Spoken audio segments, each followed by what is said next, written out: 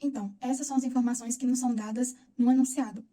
Ele vai despejar 465 centímetros cúbicos de água dentro do cilindro de altura maior. Aqui nós temos a planificação do cilindro, que é um retângulo, tá mal desenhado, mas dá para entender.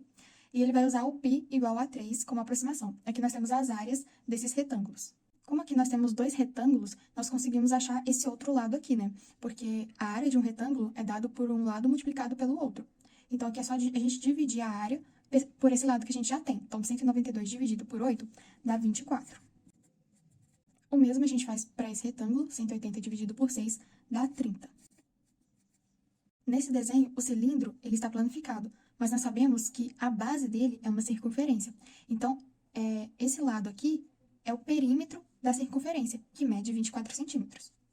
Então, se nós usarmos a fórmula do perímetro de uma circunferência, aqui a gente consegue encontrar o raio dessa circunferência. A fórmula é 2πr. Nós sabemos que é igual a 24. Substituindo o valor de π aqui, nós temos que 2 vezes 3 é 6. Então, nós temos 6r igual a 24. Então, nosso r é igual a 4.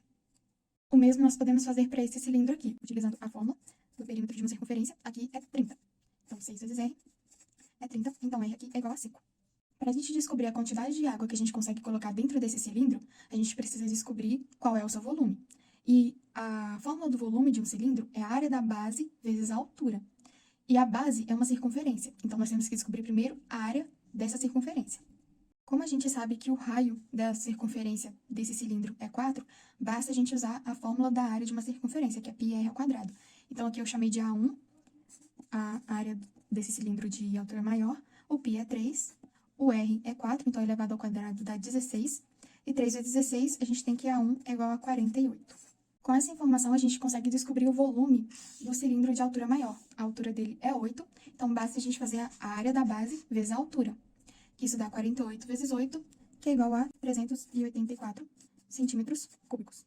Então, o que ele vai fazer? Ele vai despejar esses 465 centímetros cúbicos de água dentro do cilindro de altura maior, só que o cilindro de altura maior, ele tem esse volume aqui.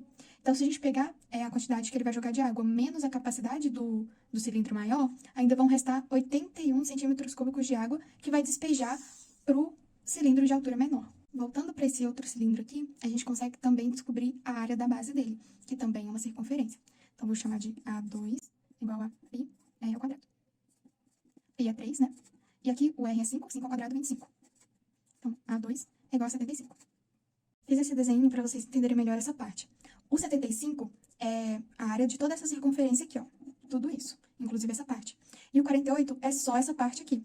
Porém, a água aqui já encheu tudo e já derramou. E agora ela vai encher só essa parte aqui de fora.